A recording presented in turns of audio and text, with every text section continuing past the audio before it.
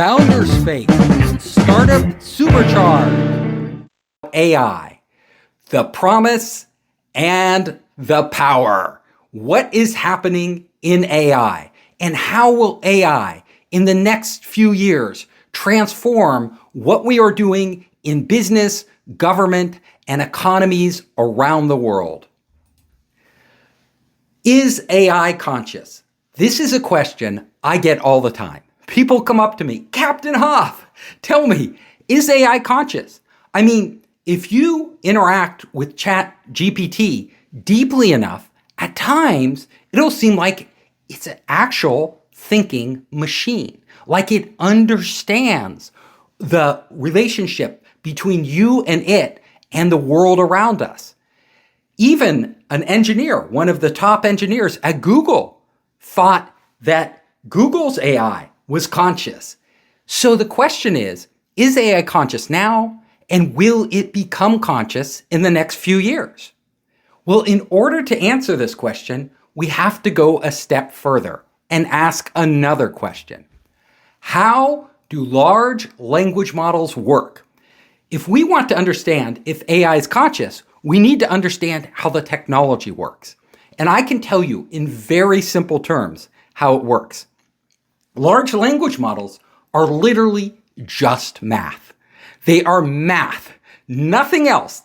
What they do is they digest a lot of data, massive amounts of data. That's why they need all this computing power to run these large language models, because they are processing so much data, all this data across the internet.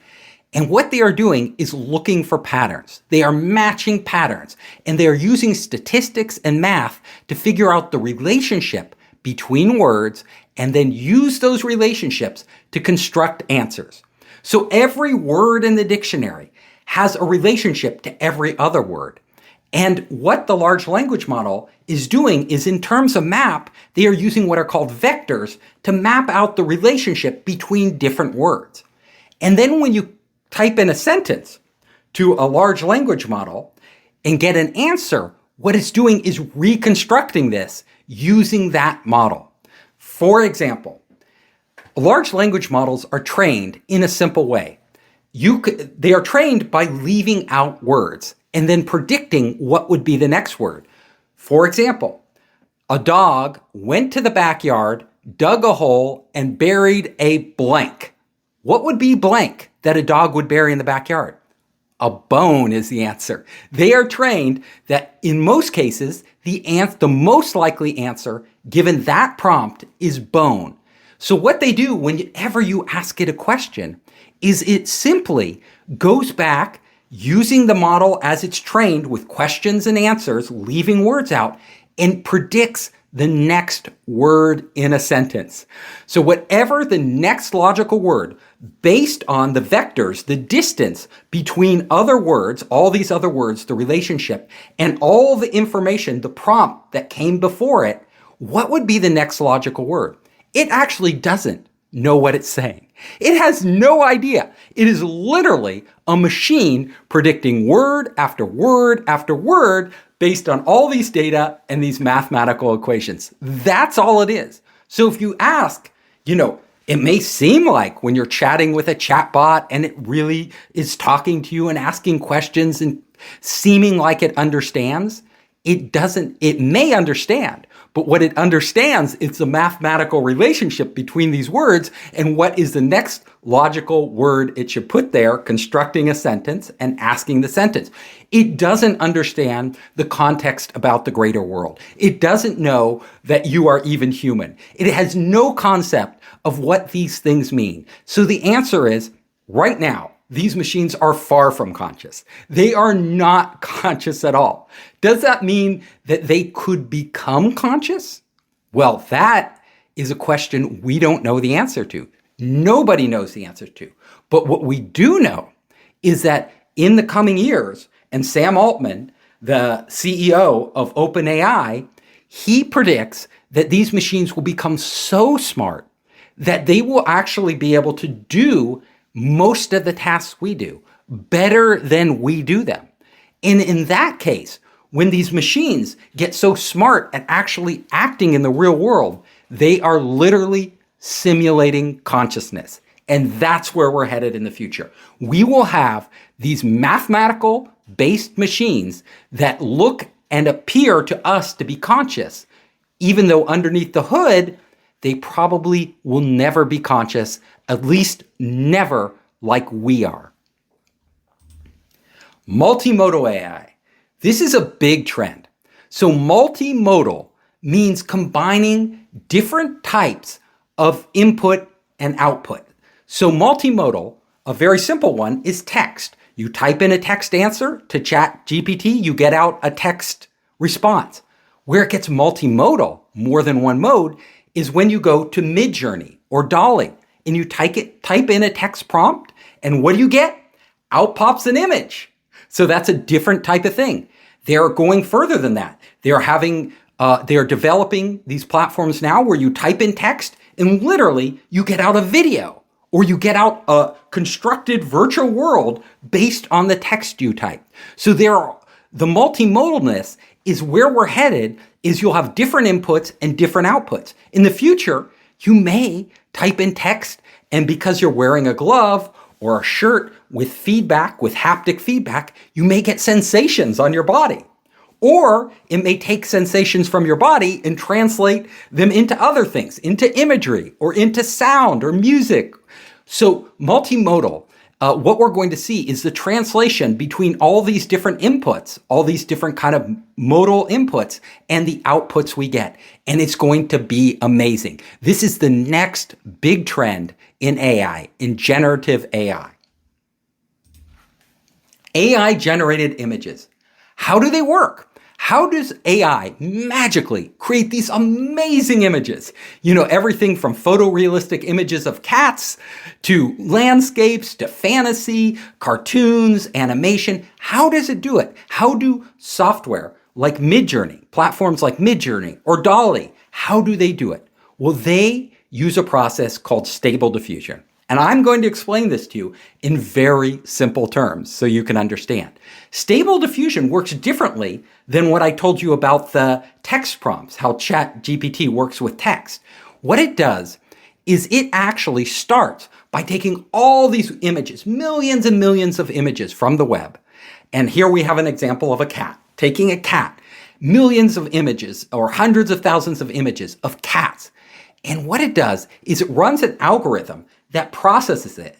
And this stable diffusion algorithm actually diffuses it. It takes a picture of a cat, it adds a layer of randomness. It adds another layer of randomness. It adds another layer of fuzzy randomness until that cat is just a bunch of random looking pixels. Doesn't look like anything like a cat. But the data through this algorithm came from a cat.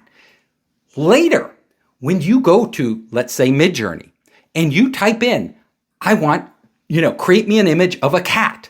What it does is it takes that same algorithm and works backwards. But it doesn't start with the set of random images from any one cat. What it starts with is a totally random set of fuzzy pixels. That's why they call it diffusion, diffused pixels. And this random set of pixels, as it runs the algorithm, it starts to pull data from all sorts of cat images, because these images were labeled with cat.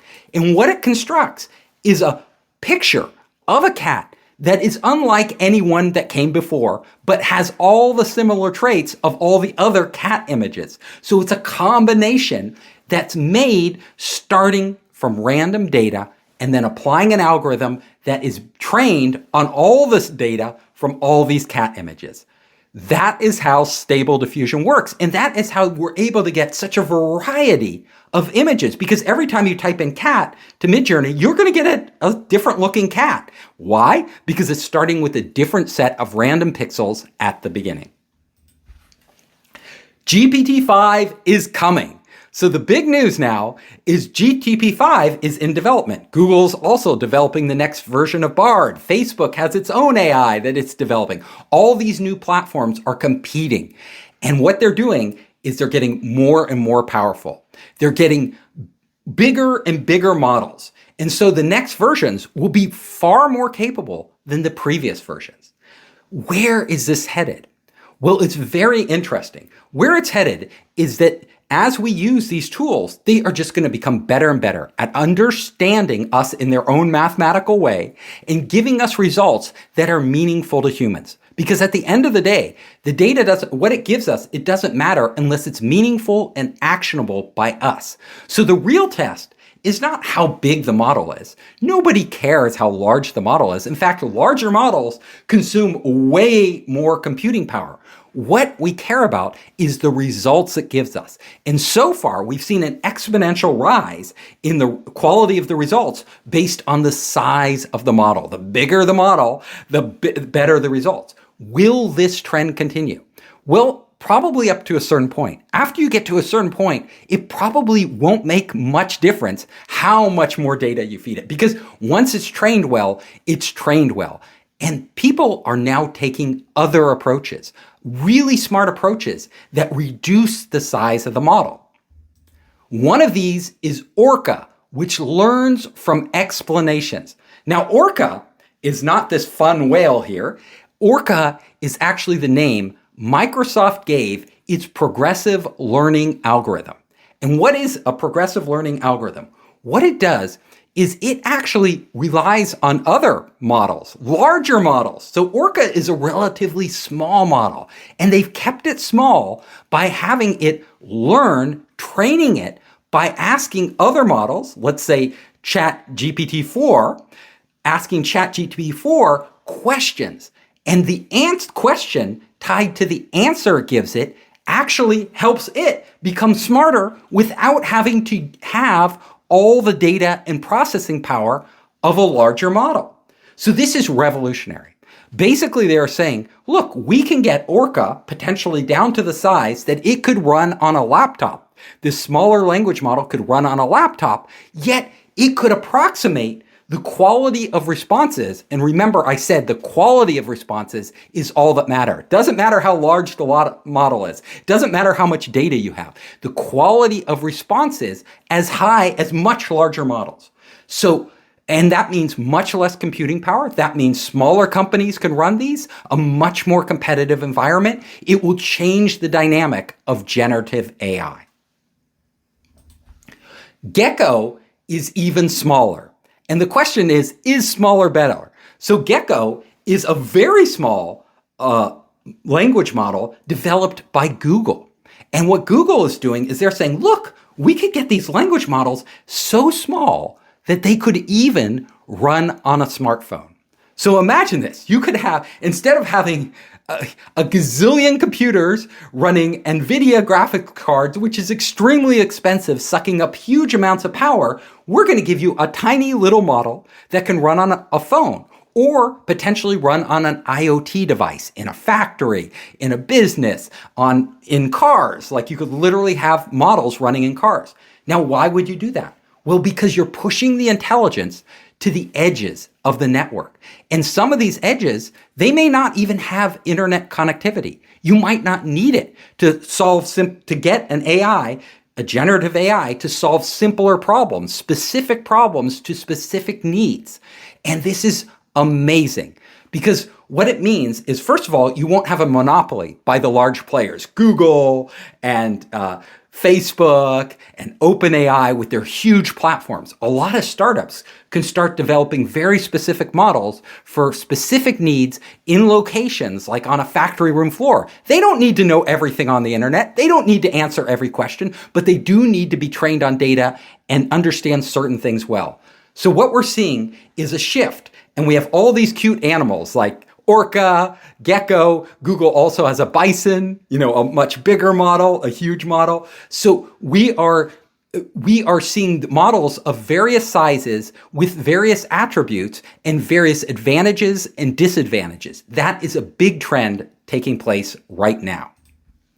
Can you copyright AI-generated content? This is a huge question, a billion-dollar question, because right now, businesses, artists, people are using software like Midjourney and DALL-E to create images. They're writing blog articles on ChatGPT and Bard, and they're posting these on the internet. And some people are even writing novels and they're planning to make movies. Can you copyright this? Well, the law is very fuzzy. There's a big gray area. Now, a judge recently ruled against this in the United States, and he said, literally, you cannot copyright AI-generated content in the United States because we believe, and copyright laws say, that you cannot copyright anything that is made purely by a machine. If it's made by a machine, you cannot copyright it. That's the copyright law we live under right now. Could change in the future, but that's the law. So the answer is no. However, other people are arguing, well, what about content created by a machine and a person? Like, if you're a painter and you're using spray brushes and other tools to create a painting, you can copyright that painting. If you're a writer and you're using a machine, like a word processor and other things to write a novel, you can copyright that. Yes, it's created by a human, but a human assisted by a machine. Why isn't AI any different? Well, you can go either direction on this. Why is it different? Well, in a lot of cases, all you're doing is entering a simple prompt. Like you go to Midjourney or DALL-E, type in a simple prompt, create me an image of a castle, boom, a bunch of images of castles pop up and you can pick the one. The legal system is saying, no, that's not enough human contribution for this to be copyrighted by a person. However, let's say in the future, which is going to be happening today, literally companies like Adobe are allowing you to use generative AI to create content and then modify the content extremely, like, create content that's layered, that you can actually start to manipulate. Instead of just getting an image off Midjourney or DALL-E, you can literally get an AI-generated image and start to tweak it a lot.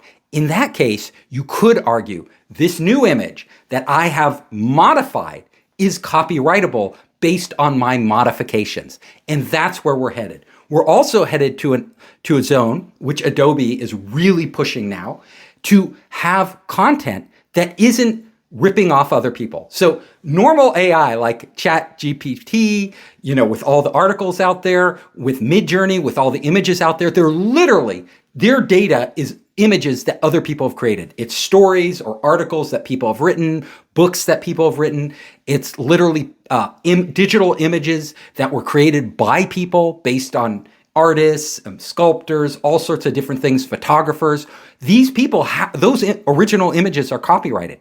But Adobe's saying, look, we're going to have our own pool of images, our own images that we own 100%. So if you're an artist, we can give you the full rights to these and you can go ahead and copyright them because the underlying images are our property. So it's a very complex space and people now AI is going to be a tool that all of us use. Every artist uses, every writer uses, every creative person uses, every marketing person uses.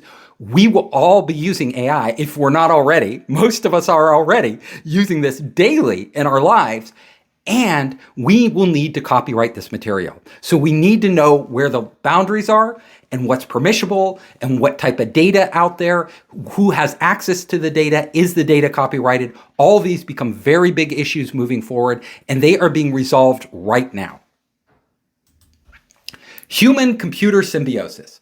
So AI is becoming an inextricable part of our lives. Like literally, I cannot write an article now for the web without consulting ChatGPT. Like, of course I modify it. Of course I change it and put a lot in my own words, but I will use it. People I know, like doctors out there, they're literally using ChatGPT to come up with responses to their patients that are more friendly, that have a better tone.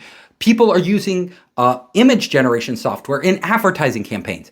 We literally won't be able to do any job in the near future without some sort of AI contributing to it. So AI is going to contribute to all of our jobs. We can see it with generative AI. It's also going to work in all aspects of our lives. And I am going to go into a few of these right now. Will AI write and speak for you? I'm not talking about using AI like ChatGPT to write an article.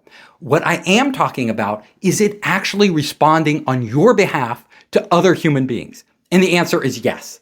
Google's already been experimenting with this, with an app that will actually answer your phone calls and answer questions for people. These haven't been fully productized, but they will be coming into the marketplace. So in the not too distant future, we're going to see where you will call up somebody and instead of getting them, you'll get their AI. And you'll say, hey, is Bill free on Friday? Does Bill like to eat? Is he a vegetarian or can we go to a steakhouse? And the AI will respond and say, okay, schedule that meeting for me and Bill. And the AI will take care of it. We may even have my AI talking to your AI. So we wouldn't talk to each other. We just let our AIs talk to each other, figure out a good restaurant, a good location, a good time for both of us to meet. This is the future, right? AIs will be writing for us. We'll be in the office and go to the AI and say, hey, send this message to this person and go through all this data and let them know the status of the shipments and which vendors are late and how much we're paying, and the AI will take care of it all. It will literally go and coordinate with all the people in your business.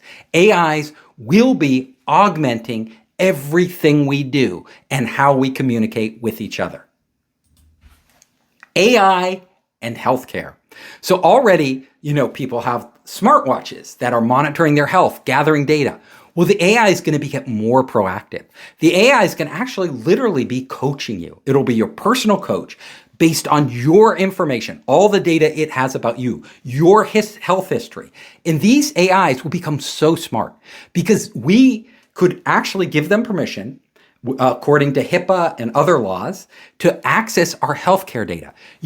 When we go to our doctor and we have blood tests taken and we get all the lab results, the lab results are really hard to understand, but an AI could literally take those results and then also correlate them to our personal data that we're getting from our wearable device, our iWatch or smartwatch, that's giving it personal data on us throughout a long period of time, sleep data, health data, all sorts of data, blood pressure, and then it could actually diagnose us and come up with much more superior diagnoses than a human doctor would, because a human doctor simply wouldn't be able to process all this data. They wouldn't have all the data in all the medical journals combined with our personal data from our body and any lab data that we get taken. Imagine combining all three of those. The type of healthcare we will get will be far superior in the not too distant future than we have now. And we can get it on a continuous basis. So it could be proactive. Literally, it could alert us of problems before our doctor even knows, before we know. And then, of course, we will go talk to a human doctor and make sure that the AI is giving us good advice. But it will be a combination, a symbiosis of human beings, like a human doctor, and this generative AI and all the data that we have access to. AI bosses. Are we going to be ruled by AI? Literally, will AI be coming into the workplace and acting as our boss? Well, let's ask a few questions. What does a boss normally do? Well, number one, they identify potential, like who are good employees. Well, AI does this very well. In fact, AI can interview people far better than people can because we all have biases. We have filters. We look at somebody. And a lot of times, more attractive people get hired more. More attractive people get paid more. But sometimes a person who isn't more attractive, you could actually hire them because they have much more potential that you're not giving them credit for because you're just judging them by their looks. And that's what humans do. We judge each other by our looks. AI can go deeper than that. AI can ask questions that human beings might not ask. AI can look for all the correlations between the answer during a job interview and what a person actually performs like. Another person with similar answers, right? So AI could construct a model for different personalities and start to understand which type of people are right for which roles and who they should hire and who they should pass on. This is one element of a manager. Another is team building. People are good at team building. People will always be necessary in building teams. But in managing, coordinating events, giving feedback, we've all had bad bosses. We've all had mediocre bosses.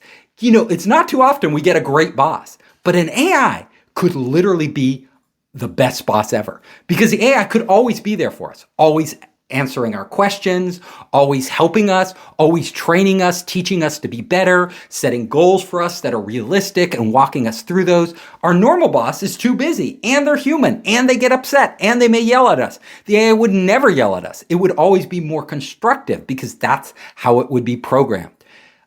Another function of boss is assigning tasks.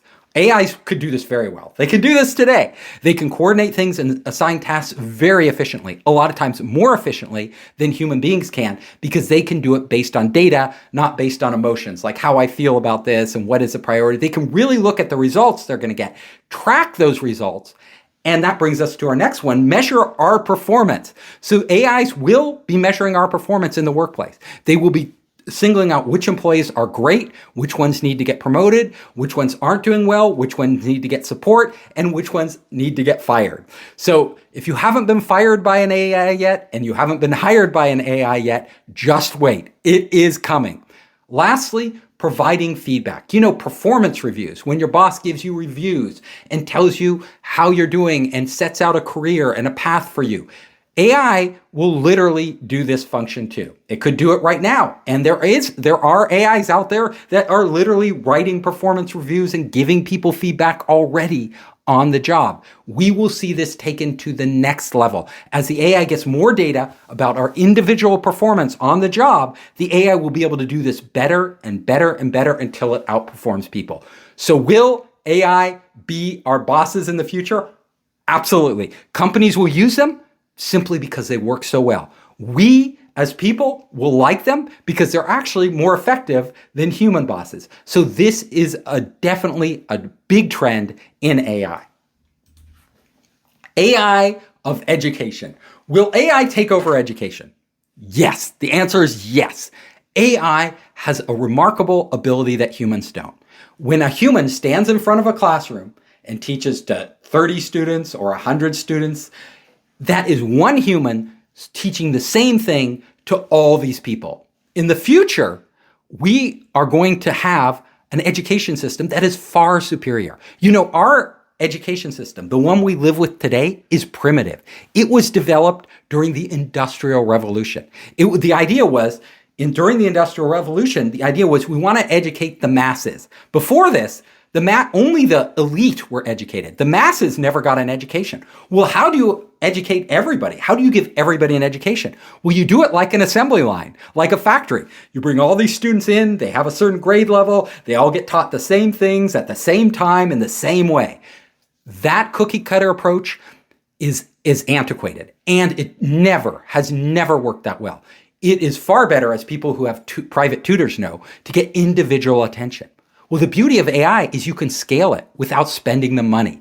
An AI can literally be your private tutor. It can go at your own pace. It can learn your strengths, your weaknesses. If you know a subject, it can skip ahead. If there's another subject you're more interested in learning, it can give you that. If you have learning disabilities like dyslexia or ADD, it can adapt to you and help you specifically learn better. It doesn't do what a teacher does, which is teach the same thing to everybody, whether they're a super smart person, a super fast learner, or whether they're struggling. A teacher has to teach the same thing across the whole class. And what they end up doing is dumbing it down and putting it somewhere in the middle. So the struggling students aren't totally left behind, and the super advanced students aren't completely bored. But what they end up with is mediocrity. What we need is excellence in education. And that's where we're headed with AI. AI will fundamentally transform how we teach and how we learn. All of us will be learning all our lives with AI. And there will come a point where there's no need for a human teacher. Like, there's literally no need to go into a classroom. However, there will be a need for teachers of certain things, and that is teamwork. How do you work as groups? How do you collaborate? These are learned skills too. So what we're going to see is you can get a lot of knowledge learning from an AI. You can learn, all the mathematics, reading, writing, all this from an AI far better. But you're not going to learn how to cooperate and collaborate with other human beings sitting there with your AI. You will still need to go into a classroom. So teachers will become more like mentors. They will mentor you. They will spend more individual time. They will plan group activities and group projects. And it'll be a very different teaching style that will be also augmented by AI. So you'll have your AI teachers teaching you kind of the basics and all the knowledge stuff. And then you'll have your human teachers teaching you how to interact with people, have emotional intelligence, how to communicate, all these other skills. And it will be combined in the next generation education. In our high schools, our grade schools, our universities will be combining these as we move forward. Who do you trust? So that's a big question. Whether you are doing business in your own country or in foreign countries, or you're going on a date with somebody, who do you trust and how can you trust them? Well, AI has the ability to actually analyze people and give them a trust rating based on data. It can be there are companies out there right now that I know that are working on technology that can literally look at people's face, their expressions, how they talk, and it can gauge whether that person is lying, telling the truth, whether they're trustworthy, all sorts of things. So because we have this tool, we will be using this in our business and in our personal lives to figure out who we can trust well, who we can communicate with, who we are compatible with. AI will play a huge role in this. AI will be the ultimate matchmaker. We will have AIs that we will use. When you're in a conference, who should I be talking to at this business conference? Who could provide value to me? Who should I be signing a contract with? The AI will provide that match. And it will tell you, yes, you can trust this person. Yes, they're a good match for your business. Yes, it will be a win-win. They will gain this and you gain that. AI will be our mediator, our glue, connecting all of us together with each other and helping us accomplish whatever task we want to accomplish. Predictive AI, another amazing trait of artificial intelligence, is to predict the future. We have AIs right now that can literally predict whether people will have heart attacks. AIs that can literally predict people's actions. Israelis have developed AI cameras that can look at people and predict whether they are going to shoplift, whether they are going to steal a product off a shelf before they steal it. So the AI can be looking in just by how the person walks up and down the aisle, how they glance around, what they're doing. They can pattern match that to other shoplifters who have shoplifted in the past that they caught on camera and analyzed and trained the data on. And then they can alert the store. This person is about to shoplift. Watch them or get them out of your store. Same with security cameras outside buildings. The AI will be able to predict who's a normal pedestrian and who's looking to break into that building. We will have these AIs because we have a zillion cameras everywhere, literally analyzing everything people do and using it to make society safer. They even have AIs right now that judges are using to determine whether convicted people convicted of a crime, should be let out on parole in the United States. Like the AI is determining what their recidivism rate is. Will they commit a crime again? What is the likelihood? And that brings us to social problems. Like, it sounds great. If an AI can tell us better than human beings analyzing it, a parole board, whether this person should be let back into society, whether they will commit another murder, whether they will, go and sell drugs or commit some other crime. If an AI can tell us more accurately, why shouldn't we use it? We should use it. All of us, we should. However, there are dangers because AIs aren't perfect. They are trained on data. And that data could be biased. It could be biased by skin color. It could say people with a certain skin color, because they are in a certain socioeconomic condition or certain neighborhoods, they might be more likely to commit another crime, so we shouldn't let them out of jail. But that's wrong, because we have to look at the individual. We can't just look at a general pattern created by a computer when the data itself is biased, because essentially we are locking up more people of a certain type, whether they have darker skin or certain physical traits, we are locking them up more, that they would necessarily commit another crime. Because at the end of the day, it isn't how you look that makes you commit a crime, it's who you are. And can an AI do this accurately? So far, I have my doubts. Like the data out there is just too biased. And we need to understand that this is a problem that doesn't just apply to letting people out of prison and introducing them back into society. It applies to job interviews. If you go to a job interview, it may be judging you on traits which are really irrelevant to who you are. They're just generalized data, and the data itself is biased. So they're saying, we're not going to hire a person who looks like this. We're not going to hire a person who talks like this. Because they're not a right fit for the job. These are serious social problems that we need to address, because all of us will be perfected. They could say that, people with glasses, you shouldn't hire people with glasses because they aren't as smart as people without glasses. Silly things like that. AI can make these mistakes if they get the wrong data. And societal data, because data generated by society is generated a lot of times based on prejudices.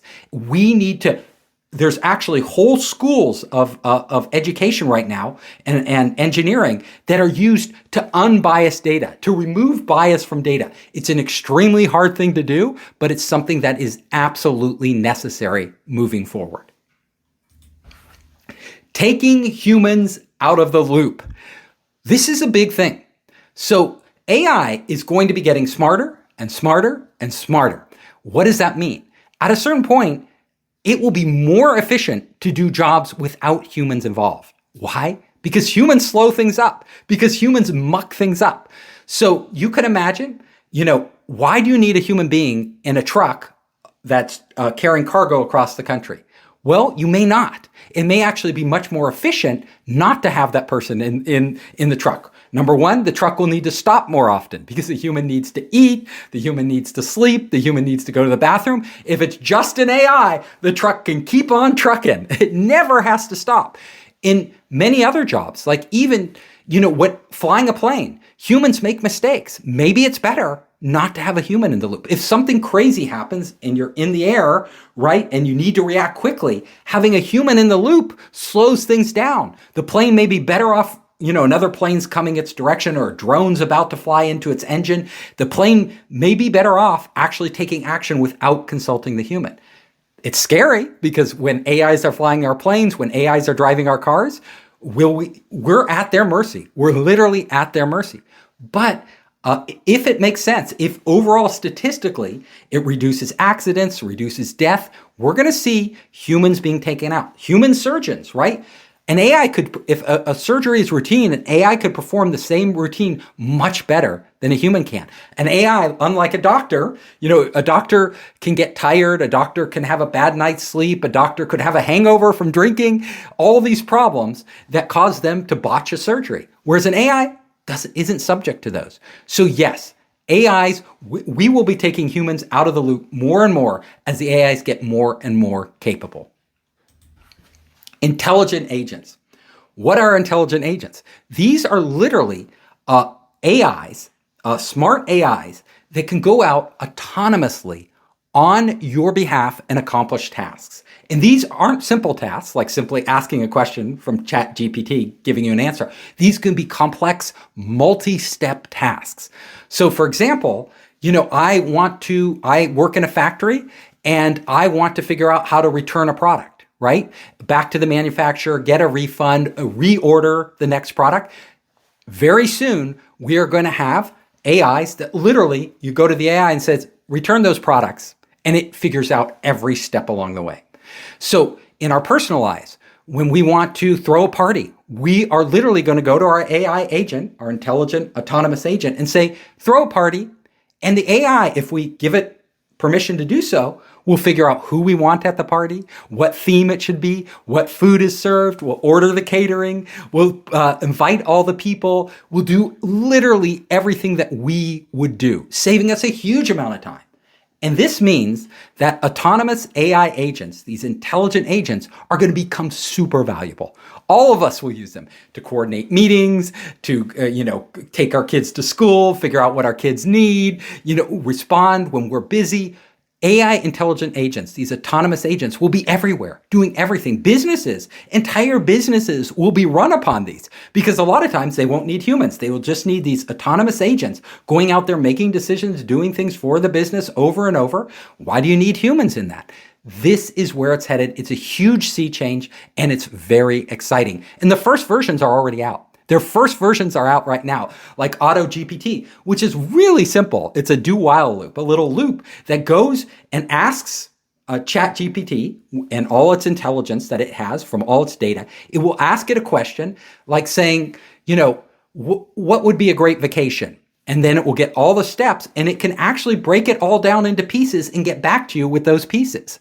So it's still, it can't do transactions, but those transactions are coming very soon. Soon, these autonomous AI agents will be booking reservations at hotels, booking flights for you, scheduling meals, figuring out which restaurant. They will be in every nook and cranny of our lives, and we won't be able to live without them. AI superintelligence. Big thing, right? So literally, Sam Altman at OpenAI, he's worried about this. He went and spoke to Congress about this. He thinks that superintelligence, meaning AI that is smarter than human beings, smarter and more capable than human beings, is coming. And it's not coming in the distant future. This is his belief. He believes it's coming in the near future. It could be just years away, like 5 or 10 years away. What does this mean for society? When AI is literally smarter than us. We've already talked about everything AI can do, is doing now, and will be doing in the future. It's not hard to imagine AI literally running our society. And when AI controls our power plants, when AI runs our economies, when AI is running our corporations, literally being the boss of entire corporations run by AI, AI is going to have a lot of power over humanity and what we become and who we are. So is it good to delegate this much to AI? Well, like all things technological, it's a two-edged sword. There's a light side and a dark side. Let's talk about the light side. The light side is AI may literally do a better job than we do. Like, we haven't been able to solve climate change. It's been a disaster. We're struggling. We're not getting there. A super intelligent AI could solve it for us, and not only solve it for us intellectually, could actually implement it. Once it controls all the factories and manufacturing, it could literally reorganize our entire economy, make it more robust, while solving huge problems like climate change, like pollution, like education, you name it. AI could be the best gift we ever had. And let's face it, human governments aren't that good. They're run by people. People make mistakes. People have biases. People end up getting in wars. We're still fighting brutal wars like in the Ukraine where, people are being barbarically killed. Could an AI superintelligence, once it gains enough power, literally put an end to war, create harmony in the world, provide abundance for all of us in terms of products and services and lifestyle and healthcare? Could this happen? Yes, it could be the best thing that ever happened to us. Or it could be the worst thing, because this AI may get it in its AI head, whether it's conscious or not, doesn't matter, right? As long as it's smart enough and able to execute, it could decide it doesn't want humans around, or doesn't need humans, or humans are a problem, and literally wipe us out. Or literally, it could become so smart, but then make a mistake. We know AI isn't perfect, right? Flawed data produces flawed results, and you can never have all the data in the world to predict things. It could make a catastrophic mistake that literally wipes us out by accident, not intentionally, but by accident. Or it could constrain us in ways that we don't want to be constrained, and control us because it thinks it's for our own benefit to do it, control us in ways that take away our humanity. So these are the pluses and minuses. This is where we're headed with superintelligence. And at OpenAI, they have dedicated a team, and 20%, that's not a small amount, 20% of their compute power, that's what Sam Altman said, will be dedicated towards figuring out what to do, how to build AI that is actually responsible and is actually compassionate and feels for humanity. And it works in the best interest of humanity. That's how seriously he's taking it. 20% of their compute power is going to be going towards figuring out the answers to these questions. Merging with our machines. So we've talked a lot about AI, but how will we become AI? How will we integrate AI into ourselves? And I'm not just talking our lives. We've already talked about that. I am talking our bodies. How will we integrate AI into our bodies? Well, it is coming. Like through our smart devices, they will be AI powered, and they are going to be measuring our blood pressure and health and giving us feedback. But even more, we are going to be inserting literally electronics into our bodies. We're already doing this with pacemakers and other things, but brain-computer interfaces are going to be the big change.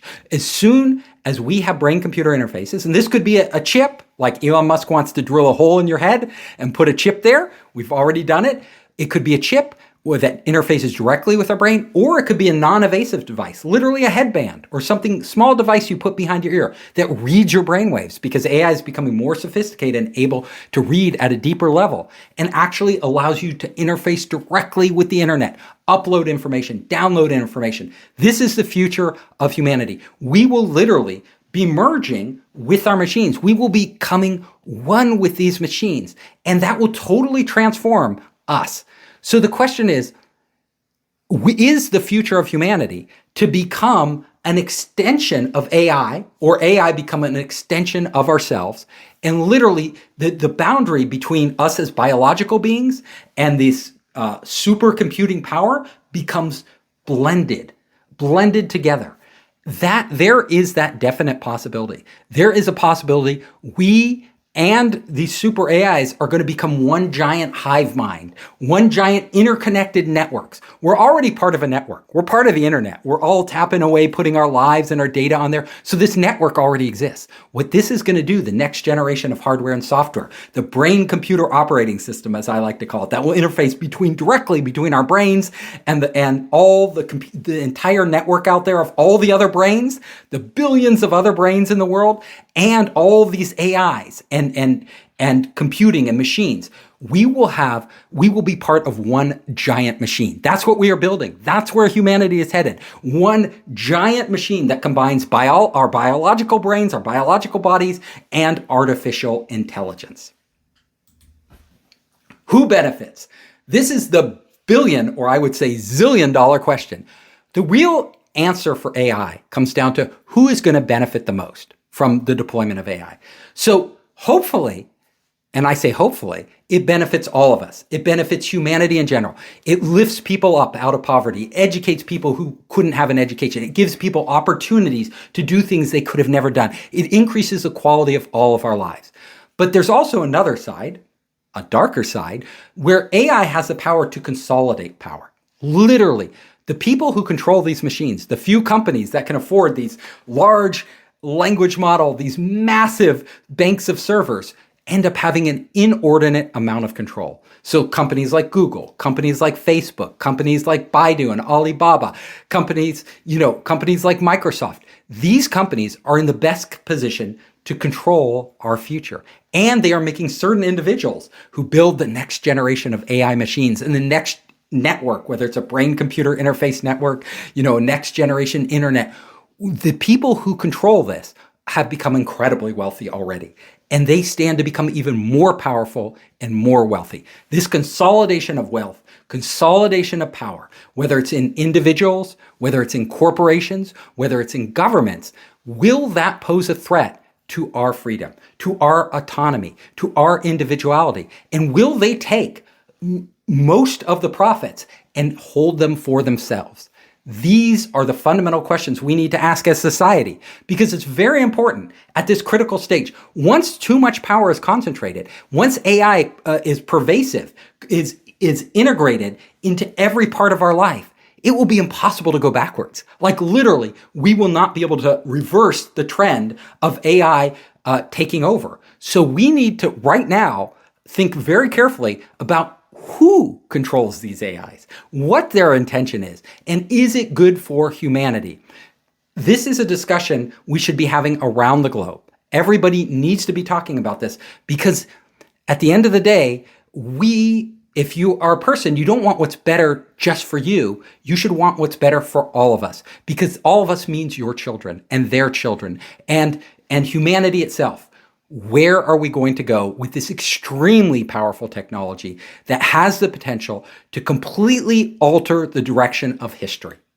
That is a question I will leave you with. I'm Captain Hoff, CEO of Founderspace, the leading global startup accelerator. I'm also author of the award-winning books, Make Elephants Fly, Surviving a Startup, and The 5 Forces.